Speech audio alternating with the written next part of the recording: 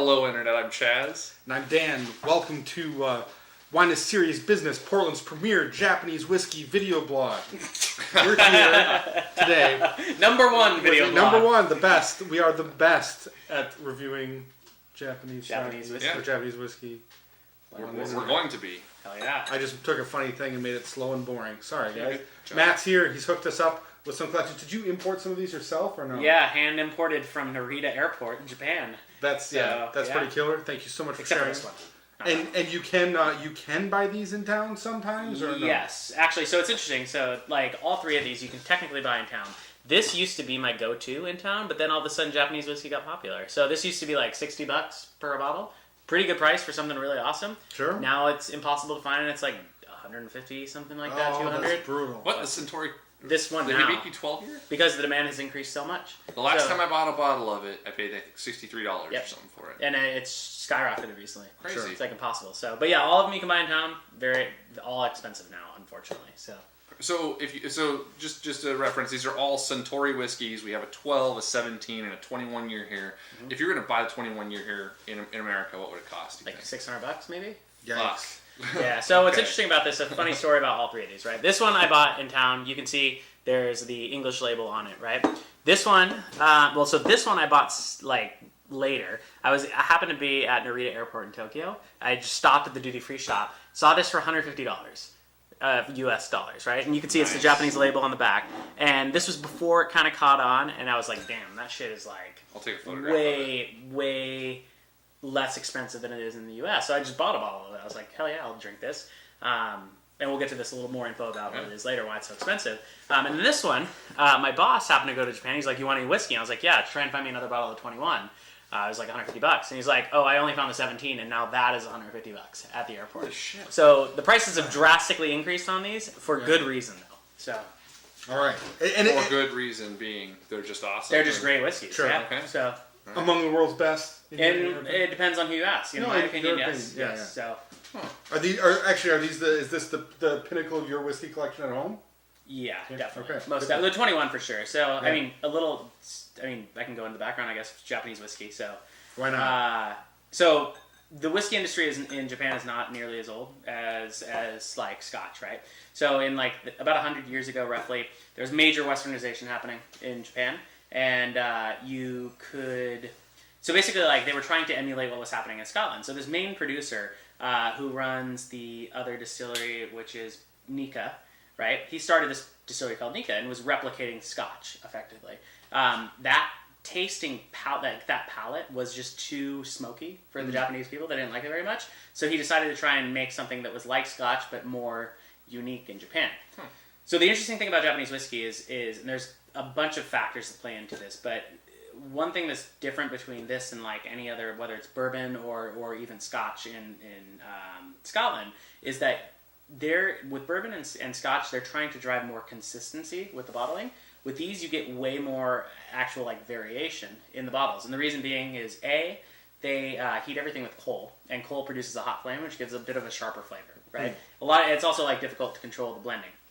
The second thing is when it comes to the blends. So in Scotch, they have like all these people making the base spirits all the time, and in Japan, in Scotland there's like 100 producers or something like that. In Japan, there's way less. There's like 6 or 5, and so they have this like trading program in Scotland, so they can actually drive consistency among their flavors in what they produce. Whereas in Japan, it's like one distillery doing all the grains, the spirits. There's no trading system, and so they have to like do it on their own. So you get a little bit of bottle variation there. And then the other thing is that their climate is much more, like, less steady. And so when it comes to the aging process, you get a lot of variation in that. So that's one of the main differences between Japanese and the Scotch varietals or even bourbons, right? So a lot more variation, just different beast. Aged in Japanese oak or American oak? Or? They use different types. It depends on the blend itself. Okay. So, like, these are all blended, right? So sometimes they'll use sherry casks, sometimes oak casks. It's just a variation. So without further ado, let's try the 12. All right. So one other thing to help it out if you want, it will be harsh, but one thing that like really brings out the elements is to add like 2 drops of just water into there, and that'll really like kind of cool with the down. chopstick. I just do it just to control the dropping, and it will really like help bring out the aromatics quite a bit and make it a little bit less harsh on the palate. I gotta say, as someone who doesn't drink a lot of hard alcohol or whiskey, You're why feeling why it. do people drink this shit? Add your drops of water, man, and give it a shot. Okay, because It's like 2 drops. the 12 year is like pretty like mild, pretty fun to drink. The 17 year and the 21 year are like so freaking harsh on the finish.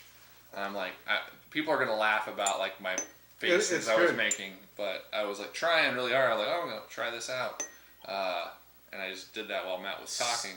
So one important thing, as you're smelling it, by the way, don't just do a big whiff like with wine. Do like a combination of like through your palate and your nostrils, because otherwise it's gonna burn out your like senses too much. So, and that's with any spirit, right? And give So you do a like a scent. combination of your mouth and your nose when you're smelling it. Yeah, and of course, we're getting further and further away from cliche descriptors here, so we just sound like a bunch of idiots rambling on the internet. But you love us for that. Yeah, That's just why you come here. be honest about it. I'm not an experienced drinker myself, Right. so A little bit of butterscotch, a little bit of smoke. That's about as cliche as you can get when smelling whiskey, right? yeah, the smoke But is light this though, right? But it's almost a little fruity, like dried Yeah. oranges or something like that. Like you've got some like dried citrus components in the nose of this. You know, Yeah. hmm it's not bad. Yeah. But the oak really in this one especially, I think, comes out quite a bit.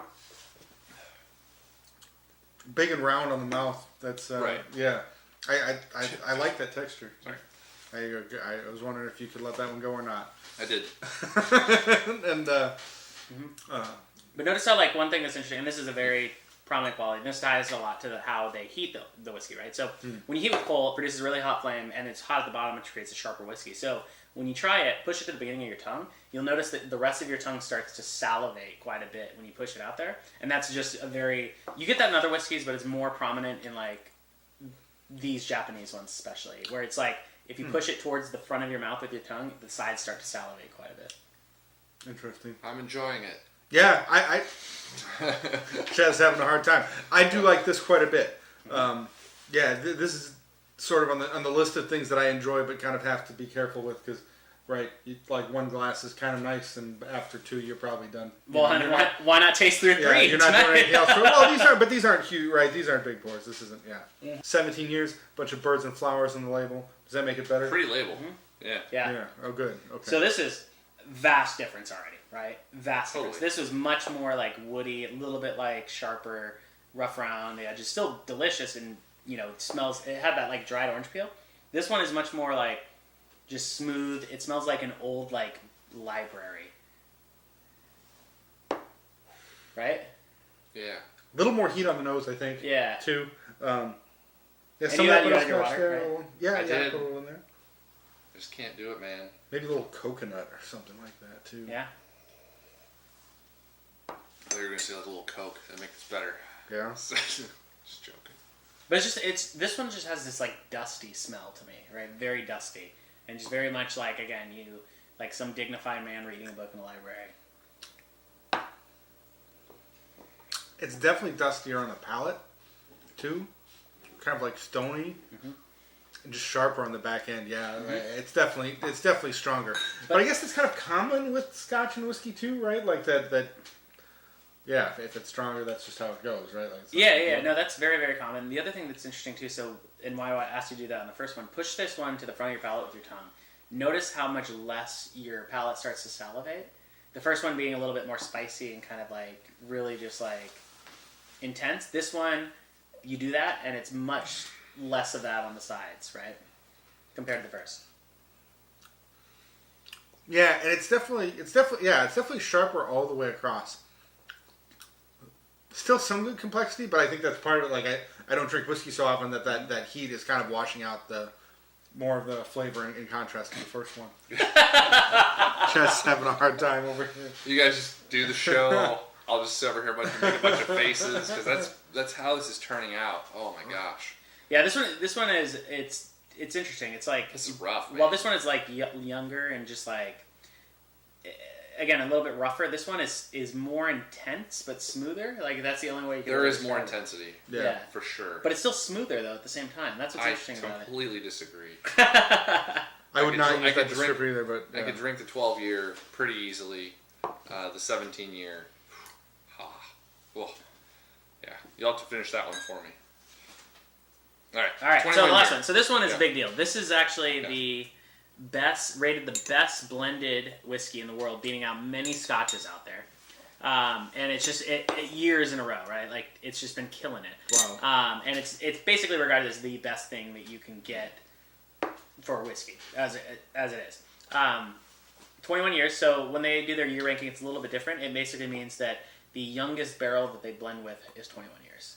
So it does have a combination of older. Same goes for the 17. Same goes for the 12. Cool.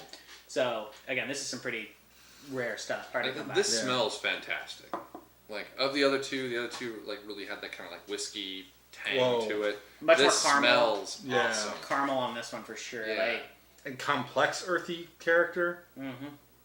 Judge water. Caramel. Bit of smoke, a little bit, just a little bit. Yeah. Shaz Judge water. Yeah, I did. Yeah. Okay. And I added 3 drops. I have 3 or 4 drops. It'll tone it down quite a bit. You'll notice that. And yeah, it's just like It's like candified, like candified citrus caramel. I mean, this just smells fantastic. a creme brulee type thing. Yeah. Totally. Absolutely. Yeah, like roasted, seared. Smells fantastic. Whoa. I get it. This is it's not as round and full. It's just got more of a soft touch to it than the 12-year does. This isn't bad at all. I think following the 17-year is doing it a big favor, right? Because the 17 being so sharp, anything downstream Holy crap. kind of has an edge. I guess that happens to high alcohol wines too. Maybe we're just starting to feel it. But great complexity on the palate. Yeah. But it's just really like it's rich, it's lush, it's like kind of like the heat's still there. Like we're drinking straight alcohol. You're not gonna get past heat regardless of what you. Yeah, drink, no right? doubt. But like it's this one just like is just easy. Boy. It's like a simple thing to drink. It's like it's lush, it's round, it's like I don't know how to describe it. It's like if you took a creme brulee and just like rolled it in like wood and like fucking I don't know. It's just crazy. There's a lot of things going on. It is crazy. It is a very complex drink. I will say that, right? Like the alcohol, the way it sort of approaches your palate, and like the way it goes across palate is really actually kind of interesting. Like it's very slow burn, not like a flash in the pan or anything. I kind of like that. Great length. Bit of on it, acid, too. there's a bit of acid to it. It's just this is totally drinkable. Like this, like I can see why this is expensive. And it's like it's interesting though. It's like the linger on the back of the palate is what's yeah, crazy. It's just really like easy to drink. brown sugar just coating your throat. Yeah. That's all it is. Yeah. But yeah, this is very difficult to find in the U.S. Like you can find it, but you're paying in the hundreds, right? Sure. So it's tricky. I don't know what it costs at Narita right now, but if you're ever in Narita, Bring some bottles back duty free, probably make some money. it's always cheaper at the airport. I found like every Sure. time when I've passed through that airport, plus when I've gone to Japan, like regardless, it's always cheaper. So if you ever are at that airport, just do yourself a favor, buy some because you can probably sell it for twice the price. Crazy. So Yeah, or enjoy it because boy, this is nice. Fun to share with people too. Good story. Thanks for taking the opportunity to share that story with us, of course, with the folks out there. Thanks as always to a few of you. Thanks. You guys seem to like it when we do local producers on the show. The show with Bo. last show blew up. Right? Yeah, it was good. got some new folks here. Pan Northwestian Winemaking. Thank you. Ashley Jean, John Andrews, Allison Smith Story, Kelsey Houston. I'm just making a random assortment here. People I don't see all the time. Tyler Andrew Johnson, Hilsey. co-worker. Yeah. Nice. Yeah. Dave Parker, Paul Mills. Oh, Shane Clayton's not in there all the time. Thanks for watching. Shane. Random wine company. Yeah. that's random. liking his own show. Yeah. That's a smart thing to do. Watching next week is also a smart thing to do. We hope to see you then. Any question of the day, Matt? Nothing? What's your favorite whiskey? That's easy. Yeah, That's easy. That's a That's good It's one. an easy one. I mean, it's like, yeah. What's your favorite whiskey?